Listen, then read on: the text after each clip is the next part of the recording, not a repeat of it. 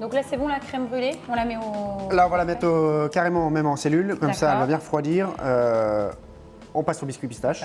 Donc sur le dessert, on aura quoi à la On base? aura un fond de biscuit pistachier, en l'occurrence. On va mettre un petit biscuit pour avoir le croquant de pâte sucrée. Ensuite, on aura un sorbet poire auquel on ajoutera la crème brûlée dessus. D'accord, donc c'est un montage. C'est un petit montage et sur le côté, on mettra une chantilly café. Super. Donc ça, on met au froid et on enchaîne avec quoi? Le pistachier. Donc on va faire ça au robot. Ouais. Tu installes ça. Il y a quoi dedans? Parce que tu as déjà tout mis. Alors dedans, donc pour le pistachier, on a du sucre glace. Je te laisse faire sinon. On a du sucre glace, de la pâte de pistache verte, poudre d'amande, farine. On va incorporer le beurre fondu et on va incorporer le blanc d'œuf après. Bon, attends, je te laisse faire là parce que j'ai un petit peu de main. Arrête de te faire. Hop. Non, mais c'est ton appareil là qui... Ah d'accord. Tu veux pas ce matin. Donc là, ce qu'on va faire, c'est surtout bien mélanger. D'accord, donc on mélange bien. Oula. Ouais, un petit peu, ça s'énerve un peu.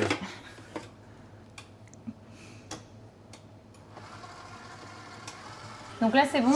Alors voilà, là on a bien le mélange qui est fait entre tous les ingrédients secs. D'accord. On va incorporer d'abord le beurre. D'accord. Vas-y, tu verses tout. Et je mets tout, hein, Ouais, sans problème. Oh, ça sent bon, hein. Ça sent bon la pistache. Une fois que le mélange sera bien fait, on va pouvoir mettre les blancs. D'accord. Je mettrai tout aussi? Tout. Ouais. D'accord. Vas-y. Je mets tout aussi, donc que du blanc d'œuf. Hein. Que du blanc d'œuf. Donc en texture, tu veux quelque chose de plus... Là, ça sera un peu soft. Bon, logiquement, il faut la mettre un petit heure au frigo, que le beurre commence à figer un petit peu. D'accord. Oui, donc tu me conseilles de la mettre au frigo et de la travailler ensuite. Voilà. Après ça, on peut faire des petits fours, tout simplement. Hein, dans des petits moules FlexiPlan. Ça fait un petit amuse-bouche, un petit four en 30 secondes. Quoi. Bon, bah là, c'est bon. On voit la texture, elle est mousseuse. Donc, on arrête là. Donc on arrête et on va la débarrasser, la laisser refroidir. Voilà. Et après, on passe à la cuisson. Ouais. Donc ça, on le débarrasse après. Hein. On va travailler celui que tu as préparé il y a une heure. Une petite heure, voilà, une petite heure d'attente. Comme ça, on a une texture qui est quand même plus... Donc dans un moule assez plat. Moule FlexiPlan. Après, on peut l'étaler sur... après, il faut quand même des rebords parce que ça coule. Hein. D'accord. Ça va devenir un peu soft. Et en finalité, toi, après, tu le retravailleras donc quand ça sortira du four. Ouais. En petit disque, c'est ça? Voilà, c'est ça. On va faire un petit disque de pâte. Ça, c'est une pâte après que tu peux utiliser dans plein de cas de figure. Ah bah après, on fait ce qu'on veut. Ça, on peut faire des fonds de biscuits. Quand on fait des entremets, on fait un fond, on fait un insert, on fait un petit four, on fait qu'on peut retrouver partout. Voilà. Bon, ça sert à rien de faire trop lisse de toute façon. Donc ensuite, on va l'enfourner pendant combien de temps et à combien? Là, on va le cuire à peu près une douzaine, quinzaine de minutes. D'accord. On va le cuire à 180. Ok. Et pendant que ça cuit, on va s'occuper de... On va s'occuper de la chantilly café. Ok. Bon, je mets ça au four et on fait la chantilly. On se prend par la chaleur. Tu veux que je te... Ouais, n'importe où. Ouais. Hop là. Voilà, super. Nickel. C'est parti.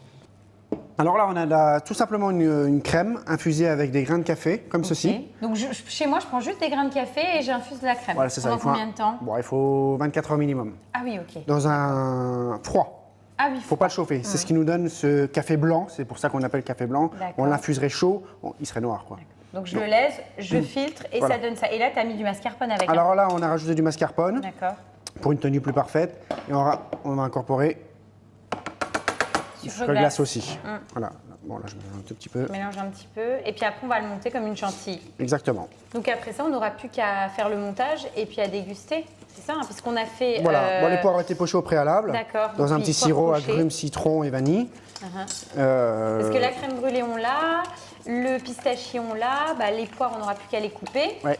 Faire le montage et puis dresser avec la petite chantilly café. Exactement. Super.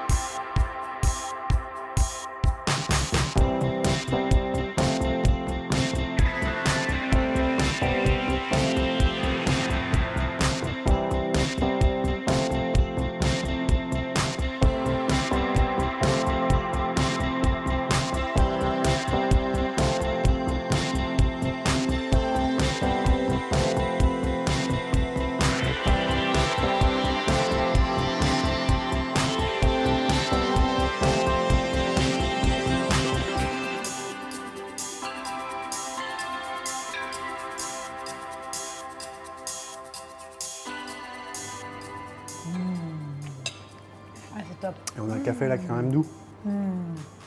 Mais c'est ça, le café j'aime beaucoup parce que c'est tout en subtilité. La pistache, l'association poire pistache, tip top. Et on a toutes les textures. On a la glace, la crème brûlée et le croquant très important aussi. Ouais, Ah, c'est c'est ce qu'il super. fallait. Puis ce qui est bien, c'est que c'est un dessert que tu peux décliner après à Voilà. l'infini. Hein. Après, on passe aux fruits de saison, n'importe quoi.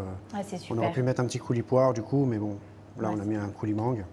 Merci beaucoup Fabrice, De parce que on s'est régalé. Tu nous as fait goûter plein de bonnes choses, vraiment des belles recettes. À mon avis, ça c'est les choses qu'on va pouvoir même faire, tu vois, Noël, Nouvel An. Ah bah là, parfait, quoi. c'est d'actualité. Plein d'idées. Merci Fabrice. De rien, merci.